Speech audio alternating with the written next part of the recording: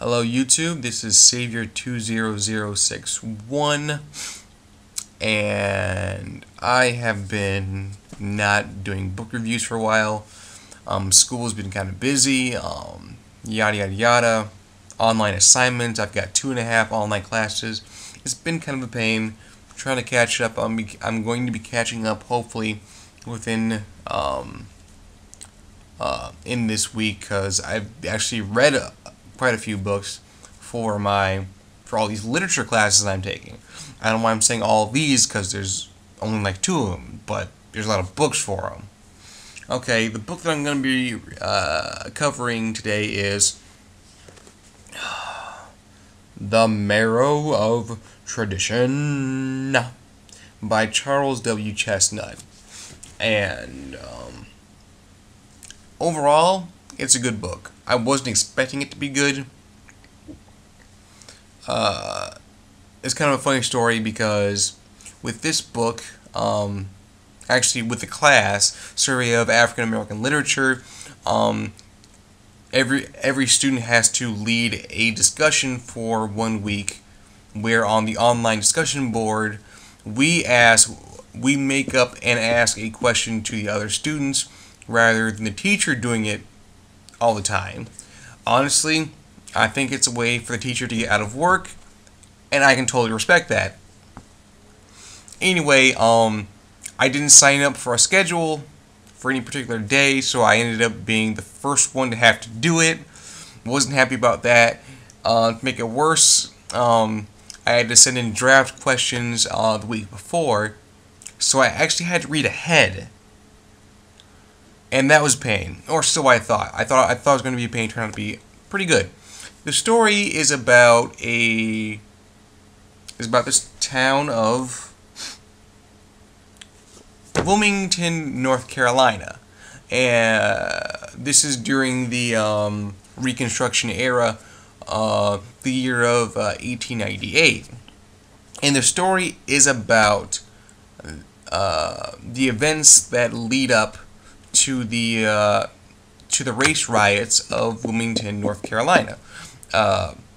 It's an actual event. This is historical fiction, so the characters are not necessarily real, but the event itself is real, and it's a fairly good plot because a fairly engaging plot because for one, there's a good deal of drama mixed in.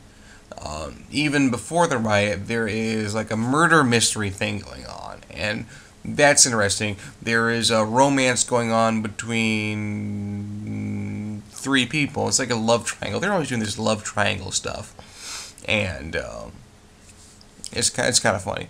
Well, here it's better than it is in Twilight, because at least one of the people in the love triangle actually kills someone. Just kills them dead. Anyway, the plot is fairly good. It's a fairly, in my opinion, rapid pace. The characters, they're actually they're actually 2-dimensional. These are not 3-dimensional characters that you're going to find. These are not changing characters like the kind that you might find in a Stephen King novel that takes place over 30-40 years.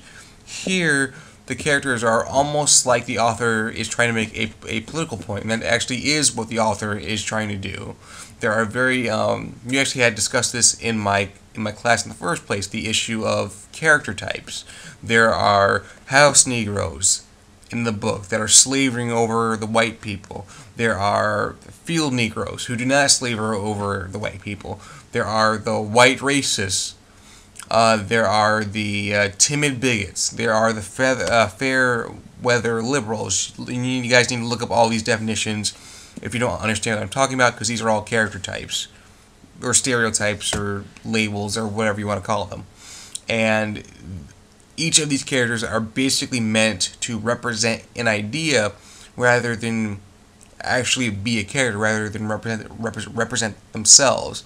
At no point in time do they ever really go off track of what their label is. The house Negroes are always house Negroes from the beginning of the story to the end. and the same for the field Negroes, the same for the same for for most of the white races, and that's generally how the character development is in this book, in that there isn't any.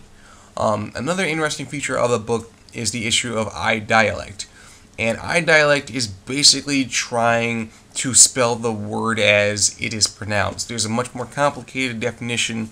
That's the definition I'm going to give you. The word was, W-A-S, by a lot of the uneducated black characters, is spelled W-U-Z. When they're saying it out loud and it sounds exactly the same, the author, Charles W. Chestnut, utilizes this feature in order to show that some of the black servants, like Jerry and Mammy Jane, they aren't educated. In my opinion, it only shows that Charles W. Chestnut doesn't know how to adequately do this style, because it doesn't really fit in many cases. The word was, I mean, it's always pronounced W-U-Z, and it's always pronounced, and it's always spelled W-A-S. So why are you changing it from the black servants versus the black intellectuals, for instance? There's no reason for you to do that, but he does it anyway. And in my opinion, he was not very good in showing this I dialect, also known as Ebonics, or I believe Black American Vernacular. Honestly, I don't like the idea in general, but that's what he utilized, and even then, I don't think he utilized it very well here. The climax of the story is pretty climactic because, well, there's a race riot, and a lot of people end up being killed. A lot of people who shouldn't die ended up killed, and it almost seemed as kind of a representation for who Charles Chestnut, for the character types, the labels that Charles W. Chestnut thought would not survive the 20th century. The house Negroes he thought would not survive the 20th century. The very aggressive blacks he thought would not survive the 20th century. That was my take on it, and it's just the book was criticized as being too political and bitter, but we're talking about racial discrimination and a race riot. There's really no way to not be political or bitter, and Chestnut was both in this book, and it's a fairly engaging read. It's also a very depressing read.